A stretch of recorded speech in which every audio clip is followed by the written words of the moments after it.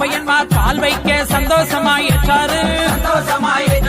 பத்திரகாளி மக்களையே பக்குவமாகத்தாரு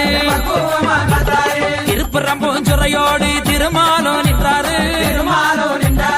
ஈராத வினை தீர்த்து திருகதிகள் தந்தாரு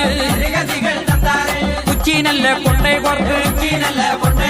உலகளந்தோர் நின்றாரு பிச்சி பூண்டு கூடனே